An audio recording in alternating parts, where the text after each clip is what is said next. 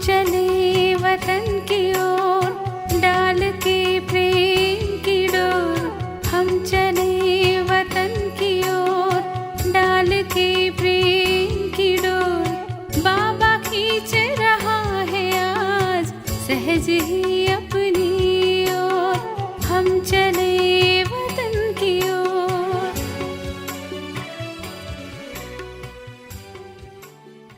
ஓம் சாந்தி 6-8-1970 பாகம் 1 அவ்யக்த பாப்தாதா மதுபன். வாணியின் தலைப்பு பந்தன் முக்த ஆத்மாவின் அடையாளங்கள்.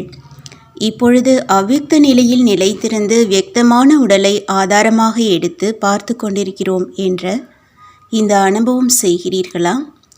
எப்படி ஏதாவது ஸ்தூலமான இடத்தில் நுழைகிறீர்களோ அதேபோல் இந்த ஸ்தூலமான உடலில் பிரவேசமாகி இந்த காரியம் செய்து கொண்டிருக்கிறோம் என்ற அந்த அனுபவம் ஆகிறதா? எப்பொழுது விரும்புகிறீர்களோ அப்பொழுது பிரவேசமாவது மற்றும் எப்பொழுது விரும்புகிறீர்களோ அப்பொழுது விலகிவிடுவது, அந்த மாதிரி அனுபவம் செய்கிறீர்களா? ஒரு வினாடியில் தாரணை செய்வது மற்றும் ஒரு வினாடியில் விட்டுவிடுவது என்று இந்த மாதிரி பயிற்சி இருக்கிறதா? எப்படி மற்ற ஸ்தூல பொருட்களை எப்பொழுது விரும்புகிறீர்களோ அப்பொழுது எடுக்கிறீர்கள், மேலும் எப்பொழுது விரும்புகிறீர்களோ அப்பொழுது விட முடிகிறது இல்லையா? அதேபோல் இந்த தேக உணர்வையும் எப்பொழுது விரும்புகிறீர்களோ அப்பொழுது விட்டுவிட்டு ஆத்மா அபிமானியாக ஆகிவிடுவது. இந்த பயிற்சி எப்படி மற்ற ஸ்தூலமான பொருட்கள் விஷயத்தில் சுலபமாக இருக்கிறதோ அதேபோல் அவ்வளவு சுலபமாக இருக்கிறதா? படைப்பவர் எப்பொழுது விரும்புகிறாரோ அப்பொழுது படைப்பின் ஆதாரத்தை எடுத்துக்கொள்வது, மேலும் எப்பொழுது விரும்புகிறாரோ அப்பொழுது படைப்பின் ஆதாரத்தை விட்டுவிடுவது, அந்த மாதிரி படைப்பவராக ஆகியிருக்கிறீர்களா? எப்பொழுது விரும்புகிறீர்களோ அப்பொழுது விலகி இருப்பவராக, எப்பொழுது விரும்புகிறீர்களோ அப்பொழுது அன்பானவராக ஆகிவிடுவது, அந்த மாதிரி பந்தன் முக்த தலைகளிலிருந்து விடுபட்டவராக ஆகியிருக்கிறீர்களா? இந்த உடலின் பந்தனமும் இருக்கிறது. உடல் தன்னுடைய பந்தனத்தில் கட்டி போடுகிறது. ஒருவேளை உடல் பந்தனத்திலிருந்து விடுபட்டு விட்டீர்கள் என்றால் இந்த உடல் பந்தனத்தை ஏற்படுத்தாது. ஆனால் காரியம் செய்வதற்கான ஆதாரம் என்று புரிந்து ஆதாரத்தை எப்பொழுது விரும்புகிறீர்களோ அப்பொழுது எடுத்துக்கொள்ள முடியும் என்ற மாதிரியான பயிற்சி நடந்து கொண்டே இருக்கிறதா? உடல் உணர்வை விடுவது மற்றும் அதிலிருந்து விலகுவதற்கு எவ்வளவு நேரம் எடுக்கிறது? ஒரு வினாடி எடுக்கிறதா? எப்பொழுதும் ஒரு வினாடி எடுக்கப்படுகிறதா? அல்லது சில நேரம் அதிகமாகவும் சில நேரம் குறைவாகவும் இருக்கிறதா? சில நேரம் ஒரு மாதிரியும் வேறு சில நேரம் வேறு மாதிரியும். இதிலிருந்து இன்னும் அனைத்து பந்தனங்களிலிருந்தும் விடுபடவில்லை என்று நிரூபணமாகிறது. எவ்வளவு பந்தன் முக்தாக இருக்கிறாரோ அந்த அளவே யோகயுக்தாக இருப்பார்கள். மேலும் எவ்வளவு யோகயுக்தாக இருப்பார்களோ அந்த அளவே ஜீவன் முக்தி, அதாவது சொர்க்கத்தில் உயர்ந்த பதவி பிராப்தியாகின்றது. ஒருவேளை பந்தன் முக்தி இல்லை என்றால் யோகயுக்தும் இல்லை. அவரை மாஸ்டர் சர்வசக்திவான் என்று கூற முடியுமா? உடலின் சம்பந்தம் மற்றும் உடலின் பொருட்கள் மேல் உள்ள பற்றுதலை நீக்குவது சுலபம். ஆனால் உடலின் பற்றுதலிலிருந்து விடுபடுவது கடினமான காரியமாகும். இப்பொழுது எந்த பந்தனம் இன்னும் இருக்கிறது? இதே இந்த உடலின் பற்றுதலிலிருந்து விடுபட வேண்டும். எப்பொழுது விரும்புகிறீர்களோ அப்பொழுது உடலில் வருவது, அந்த மாதிரி பயிற்சியை இப்பொழுது மிக கடினமாக செய்ய வேண்டும். எப்படி தந்தை இப்பொழுது உடலை ஆதாரமாக எடுத்து பேசிக்கொண்டிருக்கிறாரோ அதேபோல் நாமும் உடலின் ஆதாரத்தை எடுத்து காரியம் செய்து கொண்டிருக்கிறோம் என்று அந்த மாதிரியே புரிந்து கொள்ள வேண்டும். இந்த விலகியிருக்கும் நிலையின்படிதான் அன்பிற்குரியவராக ஆக வேண்டும். எவ்வளவு இந்த விலகியிருக்கும் பயிற்சியில் முன்னேறி செல்வீர்களோ அவ்வளவே உலகிற்கு அன்பானவராக ஆவதில் முன்னேறி செல்வீர்கள். அனைவரின் அன்பிற்குரியவராக ஆவதற்காக முதலில் விலகியவராக ஆக வேண்டும். சேவை செய்து கொண்டே எண்ணத்தை உருவாக்கி கொண்டே கூட தனக்கும் மற்றவர்களுக்கும் இவர் விலகியவர் மற்றும் மிகவும் அன்பிற்குரியவர் என்ற உணர்வு ஏற்பட வேண்டும். எவ்வளவு ஒருவர் தான் விலகியவராக இருப்பாரோ அவ்வளவு மற்றவர்களையும் தந்தையின் அன்பிற்குரியவராக ஆக்க முடியும். சேவையின் வெற்றிக்கான சொரூபம் என்ன?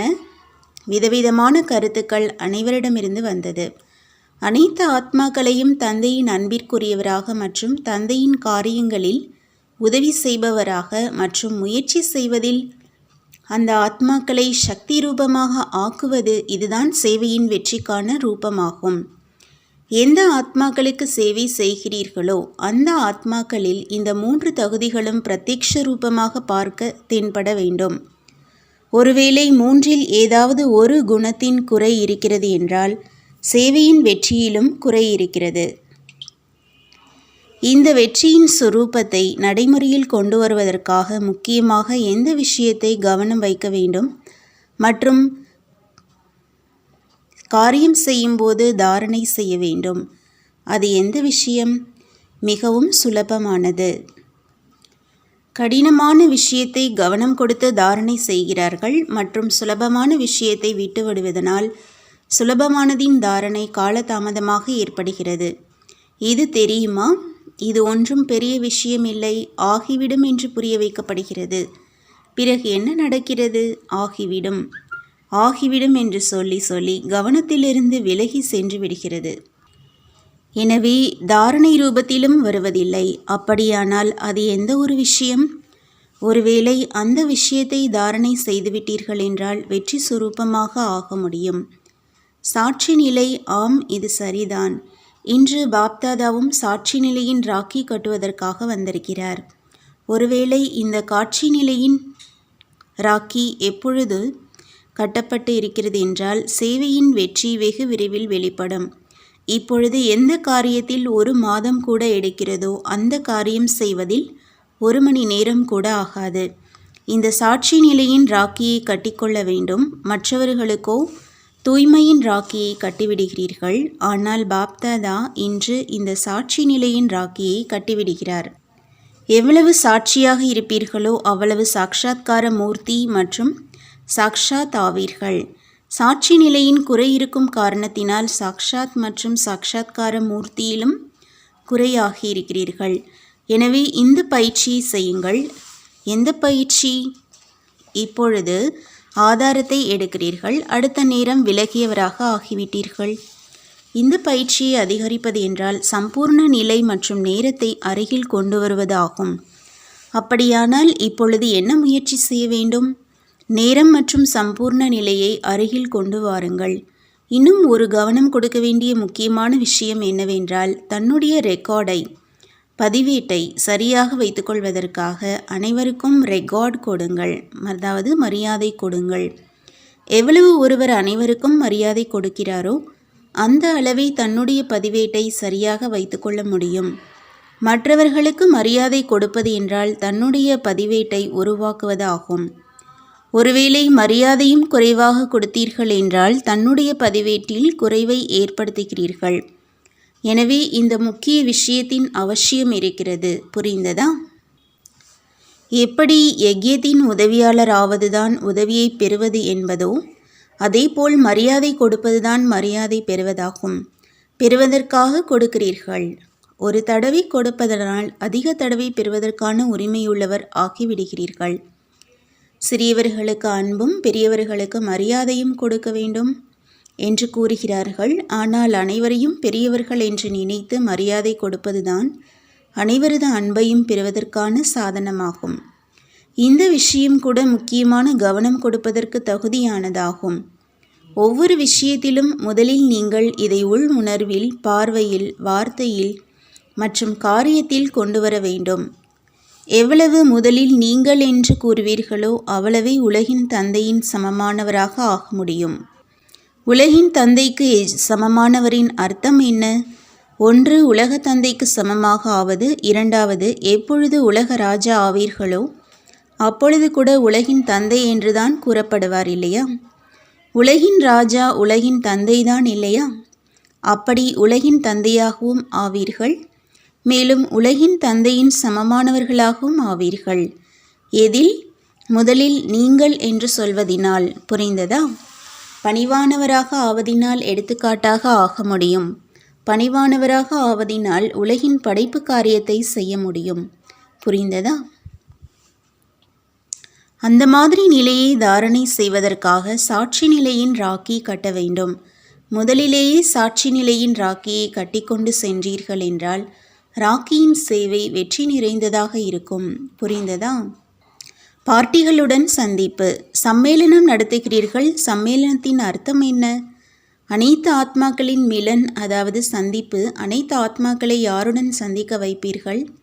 தந்தையுடன். தற்சமயம் நடக்கும் நேரம் எது? சம்பூர்ணத்தின் நேரத்தை அருகில் கொண்டு வருவதற்கானது என்றால் தற்சமயத்திற்கு ஏற்றபடி வெற்றி கண்டிப்பாக நிச்சயிக்கப்பட்டிருக்கிறது. எப்படி சென்ற கல்பத்திலும் முயற்சியை நிமித்த மாத்திரம்தான் செய்வித்தோம். இன்று முயற்சி செய்தால் பின்பு பிராப்தி ஏற்பட்டுவிடும் என்று அப்படியும் இல்லை. இப்பொழுது முயற்சி செய்வது உடன் இப்பொழுதே பிராப்தியையும் அடைவது.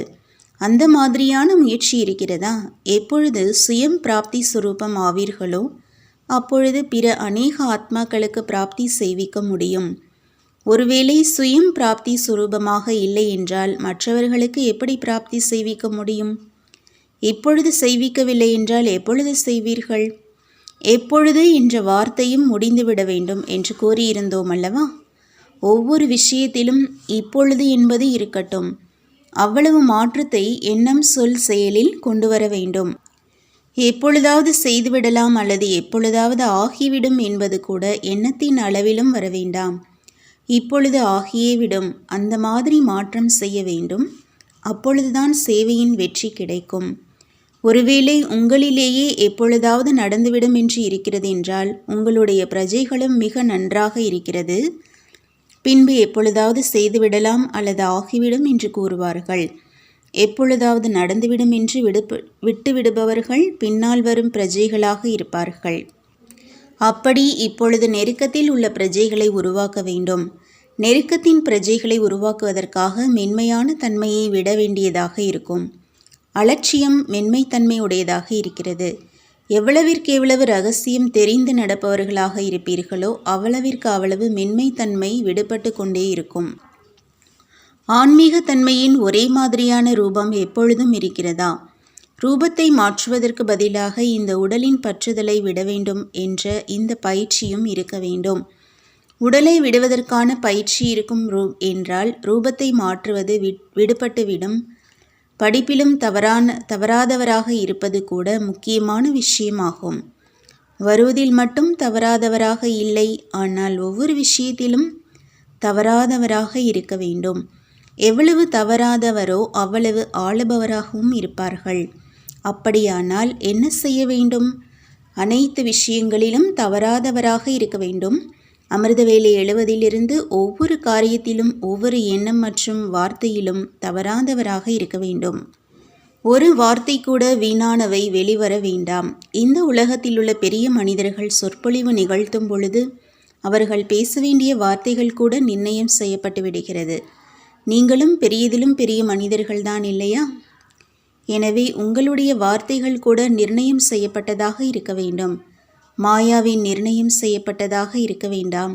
அந்த மாதிரி தவறாதவர் ஆகுபவரின் சேவையின் வெற்றி நிச்சயிக்கப்பட்டிருக்கிறது. சம்மேளனத்தின் ஒவ்வொரு காரியத்தை செய்து கொண்டும் நாம் உலகின் எதிரில் சாட்சாத்கார மூர்த்தியாக இருக்கிறோம் என்பதை ஒரு பொழுதும் மறக்க வேண்டாம். சாட்சாத்கார மூர்த்தியாக ஆவதினால் உங்கள் மூலமாக பாப்தாதாவின் சாட்சாத்காரம் தானாகவே ஏற்படும். அதை எப்பொழுது செய்ய முடியும் என்றால் எப்பொழுது தன்னை ஞானம் யோகத்தின் எடுத்துக்காட்டாக ஆக்குவீர்களோ அப்பொழுதுதான். எவ்வளவு தன்னை எடுத்துக்காட்டாக ஆக்குவீர்களோ அவ்வளவு தந்தையை பிரத்யக்ஷம் செய்ய முடியும். நல்லது. வரதானம்: தன்னுடைய சூக்ஷ்ம பலகீனங்களை சிந்தனை செய்து மாற்றம் செய்யக்கூடிய சுய சிந்தனையாளர் ஆகுங்கள். ஞானத்தின் துளிகளை மீண்டும் நினைப்பது, கேட்பது மற்றும் சொல்வது மட்டும் சுய சிந்தனை இல்லை. ஆனால் சுய சிந்தனை என்றால் தன்னுடைய சூக்ஷ்ம பலகீனங்களை, தன்னுடைய சிறு சிறு தவறுகளை சிந்தனை செய்து நீக்குவது, மாற்றம் செய்வது. இதுதான் சுய சிந்தனையாளர் ஆவதாகும். ஞானத்தை சிந்தனை செய்வதோ அனைத்து குழந்தைகளும் மிக நன்றாக செய்கிறார்கள். ஆனால் ஞானத்தை தனக்காக உபயோகித்து தாரணை சொரூபம் ஆவது, தன்னை மாற்றம் செய்வது, இதற்குத்தான் கடைசி முடிவில் மதிப்பெண்கள் கிடைக்கிறது. ஸ்லோகன்: ஒவ்வொரு நேரமும் செய்பவர் செய்விப்பவர் பாபாவின் நினைவு இருக்கிறது என்றால் நான் எனது என்ற அபிமானம் வர முடியாது. ஓம் சாந்தி. बच्चों को तो सर्विस करनी है, जो बाबा कहते हैं सबको ये बताओ कि देखो तुम्हारा एम एंड ऑब्जेक्ट ये है, एक गीता है बढ़िया, ये राजयोग है ना बच्चे। कैसे है राजयोग? बिल्कुल सहज है कि बाप को याद करो तो ये वैसा मिलेगा तुमको। ओम शांति।